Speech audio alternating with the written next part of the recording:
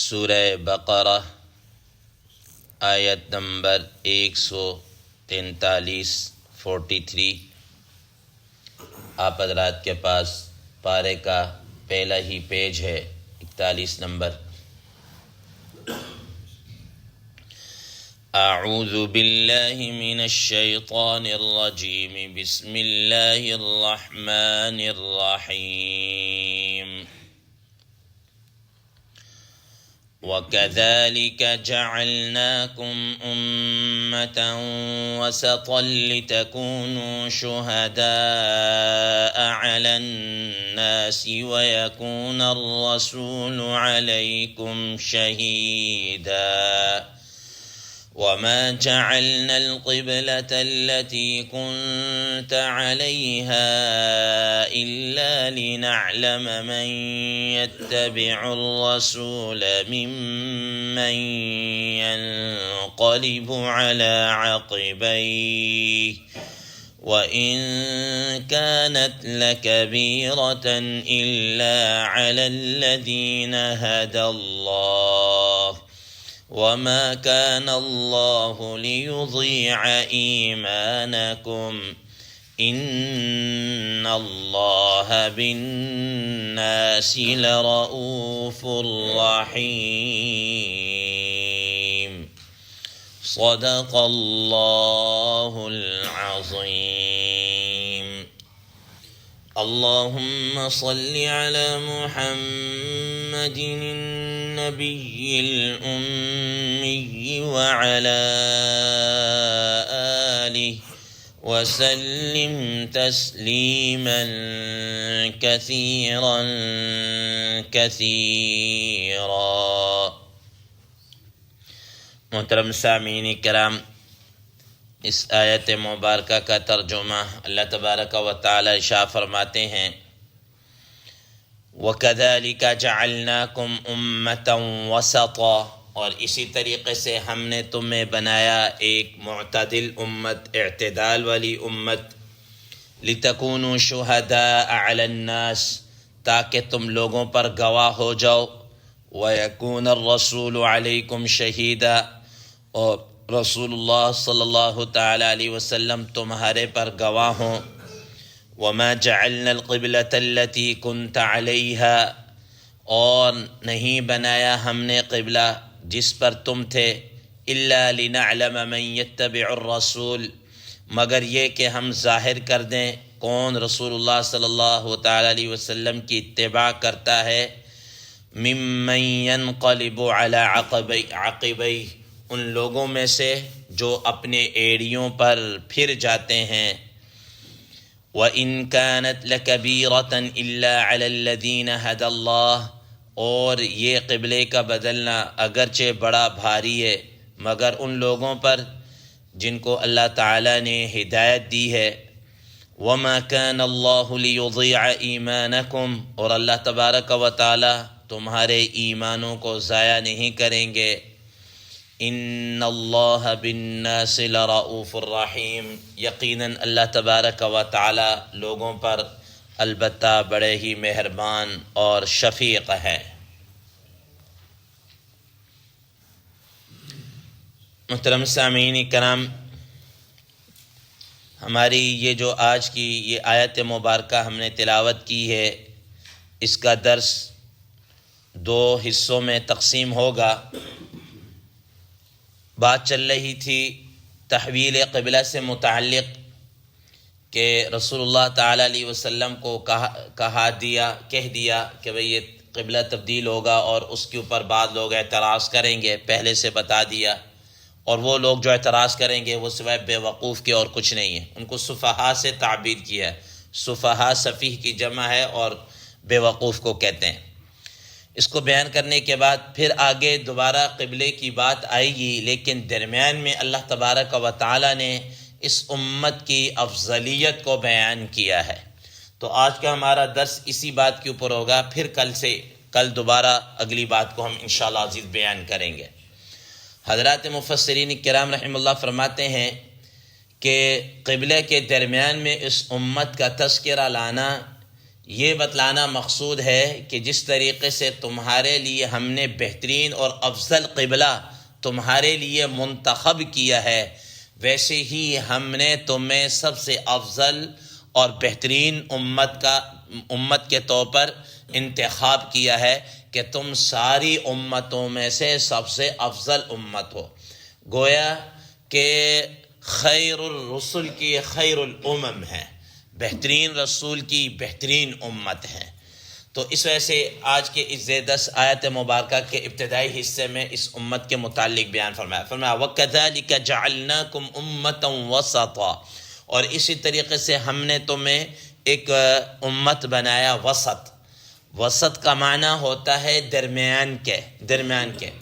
حضرات مفسرین کرام رحم اللہ اس کے 2 معنی بیان فرماتے ہیں کہ وسط کا معنی درمیان یعنی اعتدال کے ہے۔ اس امت کے یہ امت ہر اعتبار سے اعتدال کے اوپر ہے، معتدل امت ہے، چاہے اس کے معاملات ہوں، معاشرت و اعتقاد ہوں، ہر اعتبار سے اس کا یہ کیا ہے، یہ معتدل ہے، اعتدال پر ہے۔ اس کی عبادات بھی اعتدال پر، اس کا خرچ وغیرہ بھی اعتدال پر، اس کے معاملات بھی اعتدال پر ہے، کہیں بھی افراط اور تفریط نہیں ہے۔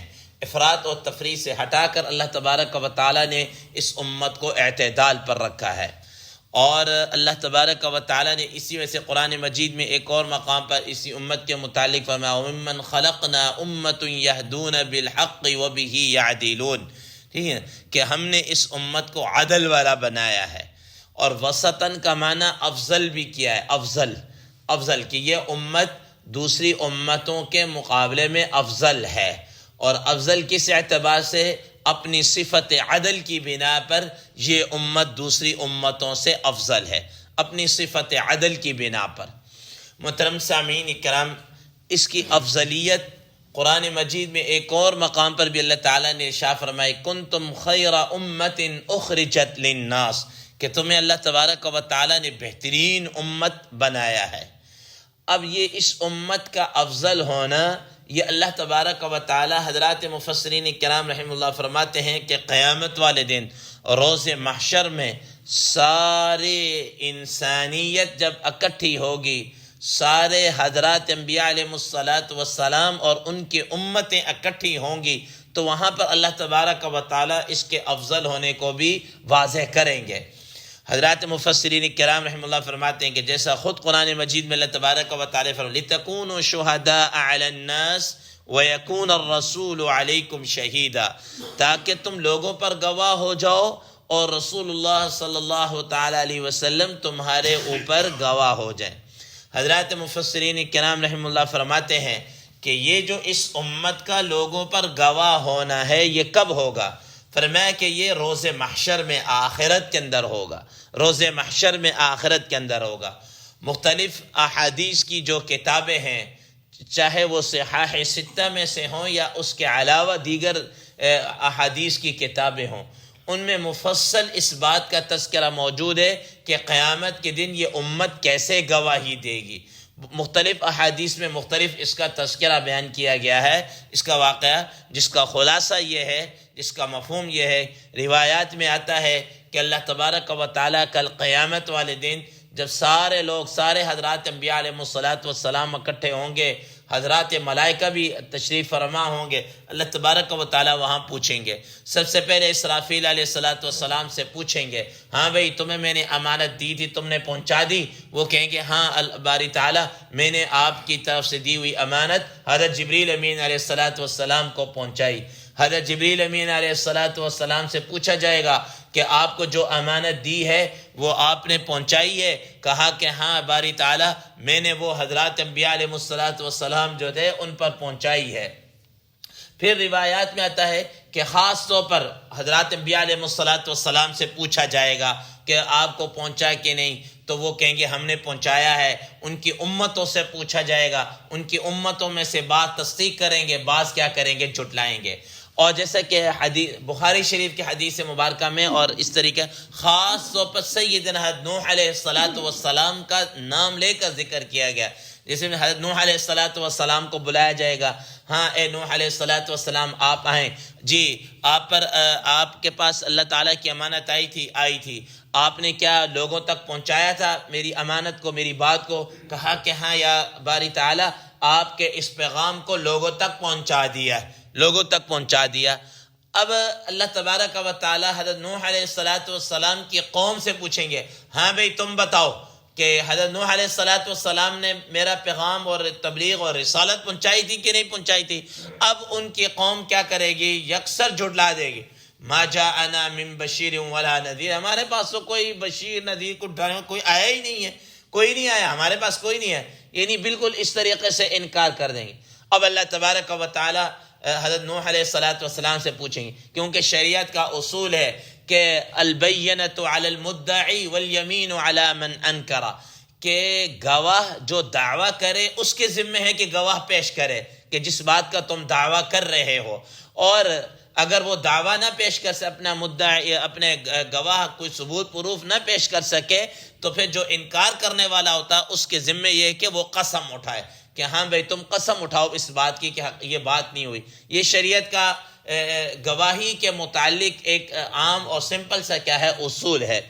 اب اللہ تبارک و تعالی حضرت نوح علیہ السلام سے پوچھیں گے، ہاں بھئی آپ نے کہا میں نے پہنچا دی، آپ کے پاس کوئی ثبوت ہے، کوئی گواہ ہے؟ تو حضرت نوح علیہ السلام کہیں گے یہ امت محمدیہ صلی اللہ تعالی علیہ وسلم ہے۔ ٹھیک ہے، اب روایات میں آتا ہے کہ اللہ تبارک و تعالی اس امت سے پوچھیں گے ہاں بھائی کہ آپ گواہی دیتے ہیں کہ حضرت نوح علیہ السلام نے پہنچایا کہ نہیں پہنچایا؟ سب کہیں گے یا باری تعالی حضرت نوح علیہ السلام نے اپنی تبلیغ اور یہ جو بھی احکامات ہیں وہ پہنچا دی ہے۔ اب جب یہ گواہی دیں گے، ادھر حضرت نوح علیہ السلام کی قوم یہ کہے گی کہ بھئی یہ کون لوگ ہیں جو جناب اللہ گواہی دے رہے ہیں؟ یہ تو اس وقت موجود ہی نہیں تھے، ہم تو ان کو جانتے ہی نہیں ہیں۔ کیونکہ اب دیکھیں مثال کے طور پر حضرت نوح علیہ السلام اور اس وقت ہمارے درمیان کم و بیش بھی کچھ 6000 برس کا کیا ہے بیچ میں گیپ ہے، 6000 برس کا بیچ میں گیپ ہے۔ تو اب وہ کہیں گے بھئی اتنا ہزاروں سال کا بیچ میں گیپ آ گیا، تو اب ان کی گواہی کا اعتبار ہی کیسے؟ یہ تو تھے ہی نہیں، موقع پہ موجود ہیں، ان کی گواہی کیسے؟ اب اللہ تبارک و تعالی امت محمدیہ صلی اللہ تعالی علیہ وسلم سے پوچھیں گے، ہاں بھائی تم بتاؤ کہ یہ ان کا یہ اعتراض ہے، تو تم کہ یہ چرا شروع ہو گئی۔ اب وہ کہیں گے یا باری تعالی کہ آپ نے اپنی ایک کتاب اتاری ہے، آپ نے پیغمبر بھیجا ہے، آپ یقیناً وہ آپ کی کتاب بھی برحق، آپ کا پیغمبر بھی کیا ہے برحق ہے، اور اس کے اندر انہوں نے آپ نے یہ بات یہ ارشاد فرمائی کہ انا ارسلنا نوحا الى قومه فقال یا قوم اعبدوا اللہ ما لکم من الہ غیرہ، کہ ہم نے نوح علیہ السلام کو ان کی قوم کی طرف بھیجا اور انہوں نے اپنی قوم سے کہا کہ اللہ تبارک و تعالیٰ کے علاوہ تم کسی اور کی عبادت نہ کرو، یقیناً آپ بھی سچے ہیں، آپ کی کتاب بھی سچے، آپ کا پیغمبر بھی کیا ہے سچا ہے، تو یہ بات بھی کیا ہے سچی ہے۔ حضرات محدثین کرام رحمہ اللہ فرماتے ہیں کہ بعض باتیں ایسی ہوتی ہیں کہ جو ثقہ لوگوں کے وجہ سے لوگوں کے درمیان مشہور ہوتی ہیں، ان کی جو باتوں کے اوپر جو اعتبار کیا جاتا ہے وہ لوگوں کے ثقہ ہونے کی وجہ سے، معتبر ہونے کی وجہ سے اس کی بات کو یقین کیا جاتا ہے۔ اب مثال کے طور پر آپ دیکھ لیجئے، اب ہم مثال کے طور پر کہیں کہ یہ فلاں صاحب کے بیٹے ہیں، اب لوگوں کے درمیان مشہور ہے، ان کی شادی ہو گئی، یہ ہو گئی۔ اب ظاہر بہت سارے معاملات ایسے ہوتے ہیں، ہم نہیں موجود ان کے موقع پر موجود نہیں ہے کہ بھئی یہ فلاں کا بیٹا ہے، اس کی ڈیلیوری ٹائم ہم کیا موجود تھے، یا شادی ہوئی کیا ہم موجود تھے، کوئی بھی نہیں پتا، لیکن لوگوں کے درمیان ایک معتبر اور اس طرح بات چلتی ہوئی ہم اس کو کیا کر لیتے ہیں، مان لیتے ہیں۔ یہ عمومی بات۔ ایک بات ہوتی ہے کہ خصوصی طور پر ہو، کسی کا قتل ہو گیا ہے، کوئی رجم ہے، کوئی اور کس طرح کی سزا ہے، تو وہاں پر گواہوں کا تزکیہ کیا جاتا ہے، انکوائری کی جاتی ہے۔ لیکن ایک عمومی جو بات ہوتی ہے، جو ثقہ لوگ بتا دیں، معتبر لوگ بتا دیں، تو ان کی باتوں کو اس کو کیا کیا جاتا ہے، ایکسیپٹ کیا جاتا ہے، اگنور نہیں کیا جاتا۔ تو اب اللہ تبارک و تعالیٰ پوچھیں گے کہ آپ کے اوپر کوئی گواہ دے، حضرت نبی صلی اللہ تعالیٰ علیہ وسلم کو پیش کیا جائے گا، نبی صلی اللہ تعالیٰ علیہ وسلم بھی اس کے اوپر کیا دیں گے؟ گواہی دیں گے۔ تو قرآن مجید میں اللہ تبارک و تعالیٰ نے ایک اور مقام پر بھی اسی کو فرمایا فَكَيْفَ جِئْنَا مِن كُلِّ أُمَّةٍ بِشَهِيدٍ وَجِئْنَا بِكَ عَلَى هَؤُلَاءِ شَهِيدًا، کہ وہ وقت کیسا ہوگا کہ جب ہر امت میں سے بطور گواہ کے لوگوں کو لایا جائے گا اور ان کے اوپر آپ کو بطور گواہ کے کیا کیا جائے گا؟ پیش کیا جائے گا۔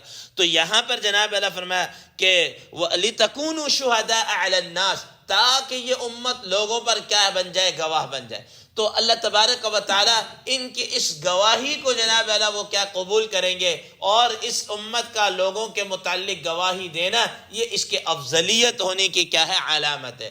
محترم سامعین اکرام، حضرات مفسرین اکرام رحمہ اللہ یہاں پر یہ بات فرماتے ہیں کہ جس طریقے سے اس امت کی گواہی کی وجہ سے دوسری امتوں کے حساب و کتاب کا کیا ہوگا؟ فیصلہ ہوگا، ان کے اچھے یا برے ہونے کا کیا ہوگا؟ فیصلہ ہوگا، ویسے ہی ان لوگوں کی فرمایا کہ ویسے ہی تمہاری گواہی لوگوں کے متعلق بھی ایسے ہی ہے۔ کوئی کسی کے متعلق خیر کی گواہی دے دے تو وہ خیر سمجھا جائے گی، برائی کی گواہی دے دے گی تو برائی کے سمجھا جائے گا۔ حدیث میں آتا ہے کہ انس رضی اللہ تعالیٰ عنہ کی روایت، بخاری شریف کی حدیث مبارکہ جس کا مفہوم یہ ہے، فرماتے ہیں کہ ایک مرتبہ نبی کریم صلی اللہ تعالیٰ علیہ وسلم حضرات صحابہ کرام رضوان اللہ تعالیٰ علیہ مجمعین بیٹھے تھے، ایک جنازہ گزرا۔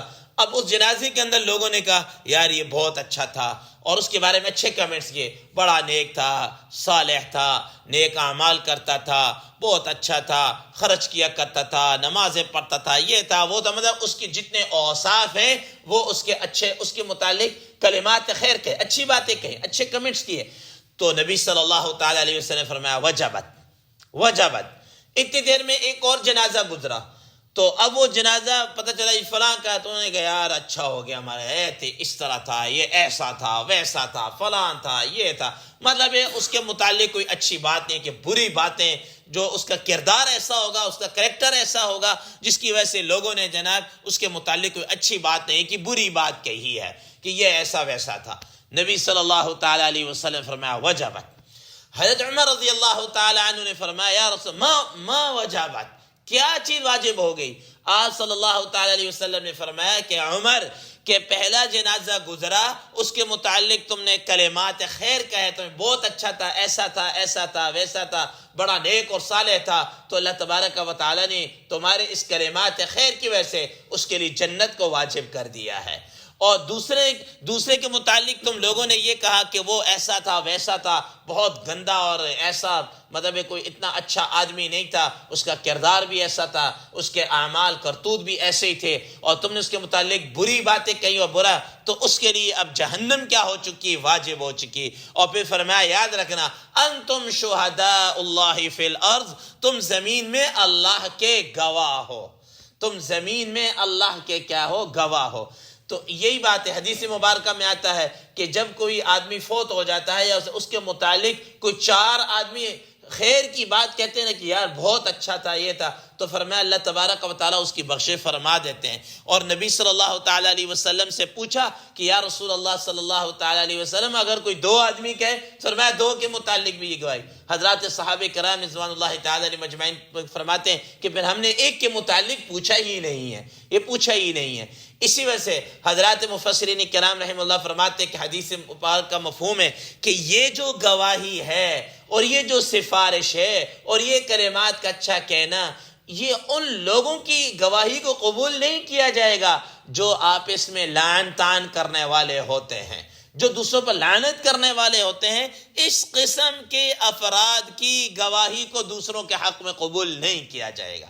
تو فرمایا کہ اس اعتبار سے یہ امت کیا ہے، جس طرح دوسری امتوں کے لیے یہ ایک بطور گواہ ہے اور ان کی گواہی کے بلبوتے پر ان کے جناب اعلیٰ وہ جہنم یا جنت کا کیا ہے فیصلہ ہوگا، ویسے ہی جناب اعلیٰ یہ لوگ آپس میں بھی ایک دوسرے کے اوپر کیا ہے؟ گواہ ہیں، ان کی گواہی کی بلبوتے کے اوپر کہ اللہ تبارک و تعالیٰ کسی کے اچھے اور برے ہونے کا فیصلہ کریں گے۔ تو اس لیے فرمایا لِتَكُونُوا شُهَدَاءَ عَلَى النَّاسِ، تاکہ تم لوگوں پر گواہ ہو جاؤ، وَيَكُونَ الرَّسُولُ عَلَيْكُمْ شَهِيدًا، اور رسول اللہ صلی اللہ تعالیٰ علیہ وسلم تمہارے اوپر گواہ ہو جائیں۔ ما بقی انشاءاللہ عزیز آئندہ اس کو بیان کیا جائے گا۔ اللہ تبارک و تعالیٰ عمل کی توفیق عطا فرمائے۔